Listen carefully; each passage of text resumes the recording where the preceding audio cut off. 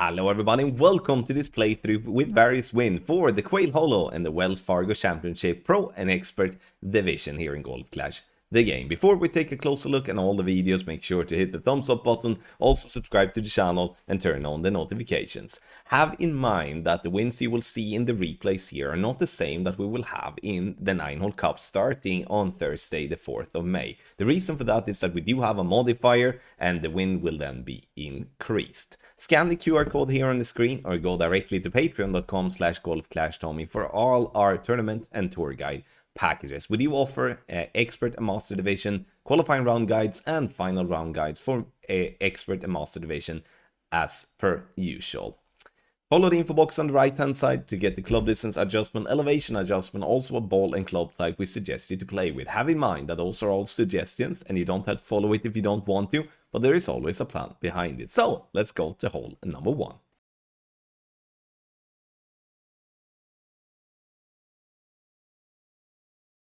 After spending a lot of time in practice, the only wind I got was a left to right wind. Then I got this wind, which is a nice one. But I'm going to tell you what's going to happen if you have left to right wind. So I'm starting complete minimum distance with my sniper and having the grizzly packed. 3 left spin and back spin to have the ball guideline go right of the hole. And you can see here that I was just right of where the ball guideline gets clipped away by the tree.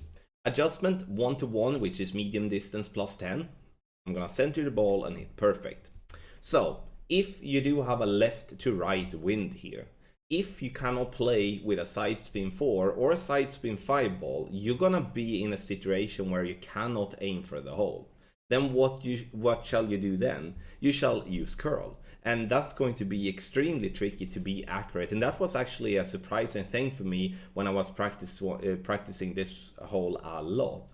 Because the tree there will, or the wind direction will then most definitely make it become either a very difficult par 3 to drop or somewhat a very easy one to have a chance to drop instead. And that's going to be interesting to see what wind we do have when it comes to live play in the tournament. So playing with a P3 ball to find min line is obviously recommended, but you don't have to play with a kingmaker in the end. You can play with another ball, but find the spot with a P3 ball is recommended.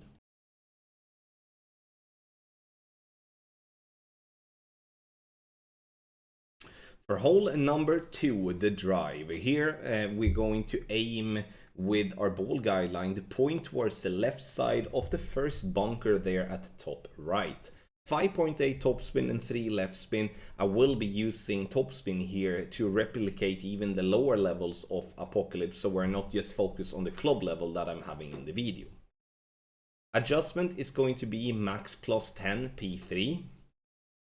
And once we have made our adjustment, we're going to use left curl to push the ball left, and because we don't want to risk rolling into the sand on the right, even though if we do it, we will still be safe in terms of getting the ball to green for the second shot. But I do believe that this here is most definitely a really good chance for a drop if you can position the drive in a positive way. You can see here we roll up and we're avoiding the part that slopes the most on the right side. Now 380 to 390 yards is what I'm looking for here. Now second shot. Now we're gonna play a rough bump, and here you don't have to play with a thorn as suggested in the info box. You can play with other short irons as well. I like the thorn though. I mean, has always been one of my personal favorites. But measuring the club distance here, leaving myself plenty of room, so I'm not aiming super close to the rough line, because here we don't really need much spins to be able to get the ball guideline to hole. Adjust is going to be minus 10%, so this is an uphill adjustment. The ball will be less affected by the wind than we think, as you can see here as well. And then we're going to go through club distance. So we're centering the ball and hit perfect. And a perfect ball here will bounce into the rough, and we're getting ourselves dead center for a lovely little eagle here on hole number 2.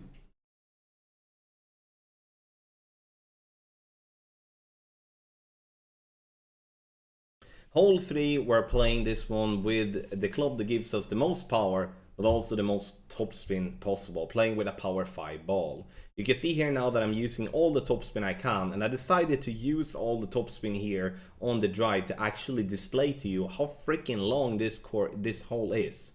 So you can see here, putting myself into max, making sure I do have the Cataclysm packed, and again, we're playing from the second tee with a good power 5 ball. It's not the best power 5 ball, but a good one with all the topspin with Apocalypse 8. So whatever driver that gives you the most power and the most topspin is the one you go with. Put your target at max, put max overpower on, and try to get as far down as you can. Obviously, direct headwind is going to be stupidly hard, but when it comes to if getting crosswind or a tailwind, the second and the third shot will not be the worst in the world. Second shot here now, I'm using all the topspin again. And here you can use the horizon as a substitute to the cat, or you're using a big dog. The idea here is to get ourselves as close to the rough line there at the top to leave us a short iron towards the pin, because I'm realizing that we have so much rough to cover if we're gonna reach over, and we can't really do that even if I would be going max overpower. So I'm just trying to pin the ball down, just to transport the ball down, using max plus 10 as the adjustment. And you see we are sitting pretty far away from the rough, but it's fine because again the third shot is going to be a short iron towards the pin. Now I'm going to change around a little bit here and just apply what club I played and also what I did play in terms of elevation and such. We're going to have that there. I'm going to use that. I'm going to use that. So we're gonna play the third shot with short iron, and that's going to be the Falcon in this case because that's the bag I had equipped. It doesn't have to be a Falcon, could be a Thorn, could be a Hornet, or yeah, whatever you want. I'm putting my target in min club, and from min club I'm applying spin, so I have the ball guideline in this instance just into hole. Because Falcon is a good ball guideline, I'm also using a lot of topspin. I don't want to come in too hot and hit the pin and fall away. Minimum distance with a minus 5% elevation. Obviously P5 numbers as we're using a power 5 ball. Making the adjustment, we're then going to center the ball and do our very best to hit perfect. And with a perfect ball here, the drop rate will be high, but it's also you need to hit perfect, because if you don't, then you're gonna miss. So how to summarize this hole? This hole is super long, and being such a long par 5, an eagle here is gonna be considered a drop, because it's only if you have the absolute best and favorable wind of tee where you can just ping the ball down with a tailwind that can get you maybe to sniff the albatross, but I would not count on it. I would see get the eagle and get it in the safest way by choosing the correct clubs and also the correct ball. But this is going to be very difficult par 5, especially for those of you that are trying to play completely free to play and play with lower level clubs. That's going to be a very difficult combination.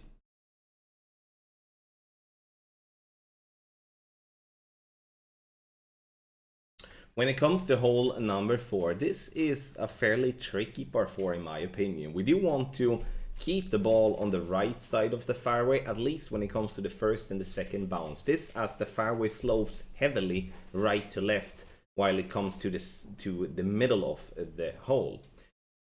So I'm aiming with the blue ring by the rough line. Again, I'm using topspin to allow us to be able to replicate with the lower level Apocalypse as well. But Apocalypse here is most definitely the recommended club due to its curl. But sure, you can replicate one ball of curl with other clubs as well. But I'm just trying to use Apocalypse as a standard one to be suggested here. Max overpower is what I'm using in headwind, especially if I'm playing with a power 3 ball. But here you can play with a power 4, power 5 ball as well, and allow you to have less overpower on your needle or just less overpower in general.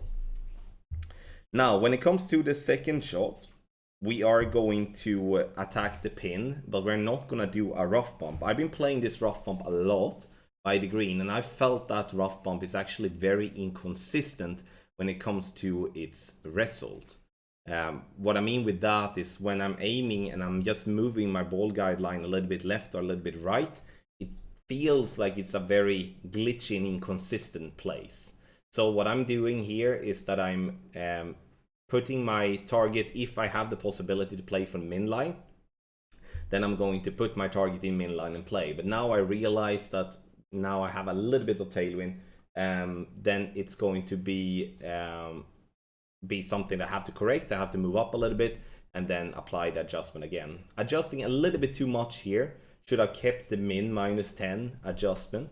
But with a backspin to have the ball guideline just through the hole and a perfect ball, as you can see here now, we're gonna see the ball bounce a little bit too close to comfort on the rough line there, but also miss just left. This is not going to be an easy one in my opinion if you're not getting tailwind of tee, because if you have tailwind of tee, you can push the drive way further up and then you have a long iron or a short iron towards the pin. That's obviously going to be much easier than having to play in headwind and use your sniper.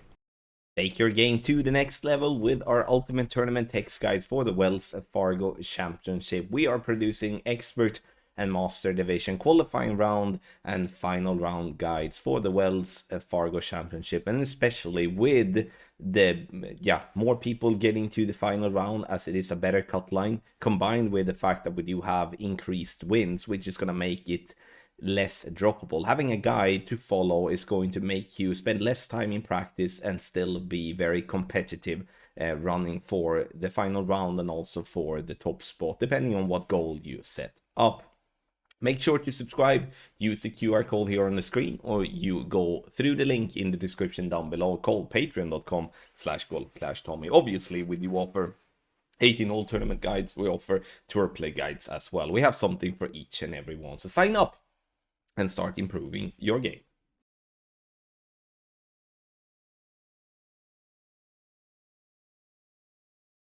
For hole number 5, here you can see that the NMT position is actually fairly nice, but what I'm gonna do is that I'm gonna play a rough bump, because I do believe that the rough bump here offers the best chance to consistently drop this shot. Now, putting myself in absolute min line with a power 3 ball helps finding the landing spot in a very easy way. Now, bullseye to be as centered into the rough possible, with spin to go just right of the hole with 2 green squares past the hole. Adjustment is going to be minimum distance with a 20% over adjustment, and I'm using a kingmaker here all the way. Obviously, the lower winds we have, the easier it's going to be in general, but this is definitely a play you can play with a ball that do not have as much wind resistance as well, because it only requires 2 left spin, for an example, and a very little amount of top spin. And we see you bounce centered into the rough, rolls up, getting it dead center for a lovely hole-in-one here on hole number 5.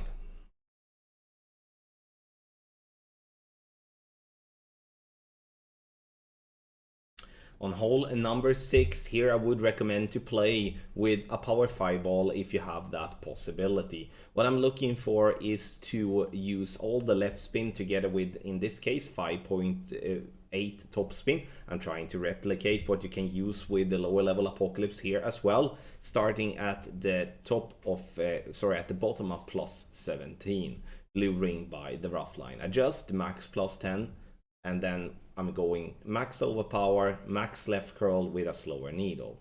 This drive needs to be a bit modified though, or a bit tweaked, and you can see here that I'm landing good, but the top spin is a bit too much, which gets me up into the rough to then fall down. It's a slight slope there at the top that gives me a little bit of room, but I do not want to play that close to the rough line. However though, there is value in pushing the drive as hard as possible, because then it will allow us to be able to attack the pin in a positive way.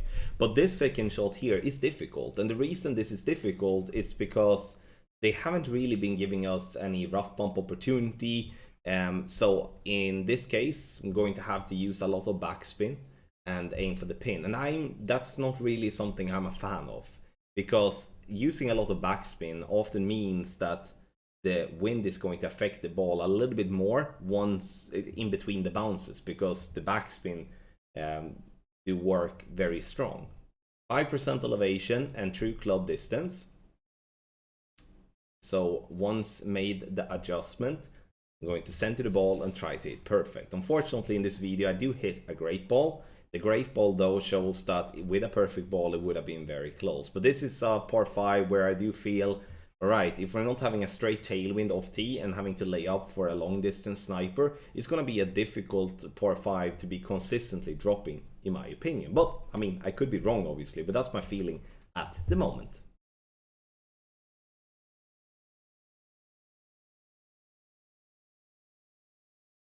Hole number 7 is a long par 4. If having a headwind, I would definitely recommend to use all the topspin that you can together with the left spin. But now, for the sake of the example, to also show that it's not necessary to use all the topspin just to get a birdie and still have a chance for an eagle, then we're keeping it 5.8 topspin to allow the lower level Apocalypse user to be able to follow this to the tee. 2 left spin also, and I'm using a power 5 ball. In headwind, I would definitely recommend a power 5 ball, where in tailwind and in crosswind, we can come around by using a lower power ball. If having a tailwind, I would most definitely recommend to smash this ball as far down the fairway you possibly can. And the reason I recommend that is because then it will take you to a long iron and maybe a short iron if you are lucky. And that's going to be much easier to drop this shot than what it is if you're laying up. So on the second shot here, we're ending up from absolute min line with our sniper, and I like playing from min line or from max line because it's obviously easier to dial in from that place.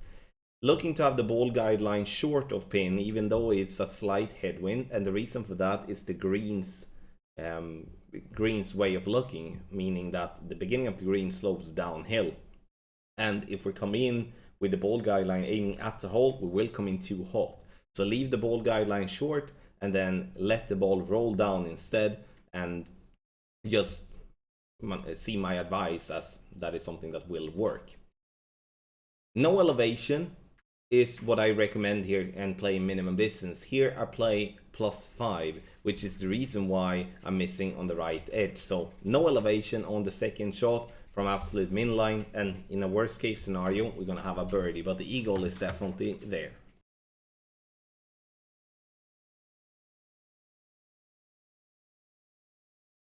For hole number 8, this is a very difficult tee location compared to what we do have if we play from front tee.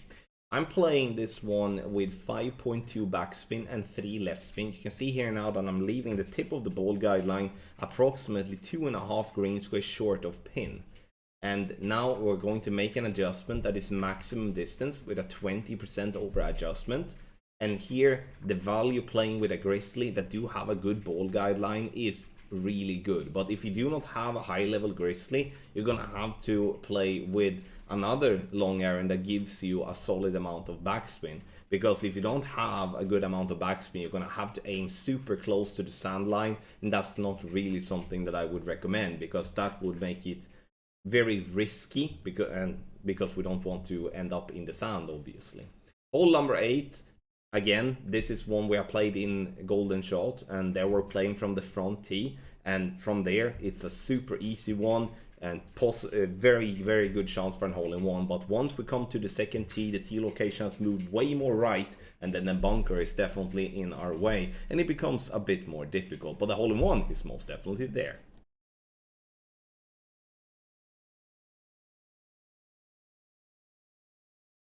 For the drive on hole number 9, I recommend to always play with a power 5 ball. Doesn't matter if it's a headwind, crosswind or tailwind. The reason for that is that if we're going to have a chance for an albatross, but also to secure the eagle, then we're going to have to reach for the rough bump by the green. Otherwise, we're going to have to lay up on the very left for our second shot, and that's going to be making the eagle be tough to achieve, because then we're going to have a long distance wedge. NMT, max +10, 5.8 topspin to allow those of you having a lower level apocalypse to be able to replicate this shot, and 2 right spin, and then obviously the max OP and stuff like that. Those of you that have watched this video now probably already realize what I should tweak here, because we're playing too close to the right hand side. Sure, I'm safe in the end and staying on the fairway, but either removing the side spin or to reduce curl, then it would have been a much more safer and still a drive that we could work with when it comes to the second shot. Alright, so now the second shot is going to be a rough bump. And here you can see here with our sniper, even though I have a sniper level 10, I'm only 10 yards away or like 12 yards away from max line with a power 5 ball, which speaks once again about how important to play with a power 5 ball are. If you feel uncomfortable with using the sniper, especially if you have it in a lower level, use the big dog or the cataclysm to allow you to have more power. Sure, the albatross will be more difficult, but you will always have the power to reach to the rough bump and will not have to lay up and get yourself into trouble that way. No elevation, and we're playing it through club distance. So here I'm not playing medium distance, I'm playing it closer to max distance. The only thing I do wrong here is that I'm not having the ball guideline through the hole enough, and I'm falling short in line, which is probably one of the worst things you can do besides hitting a great ball when you have a good adjustment. Hole number 9, tough one, especially in headwind of tee. But if playing the drive correct, we will always see ourselves having a chance for the albatross.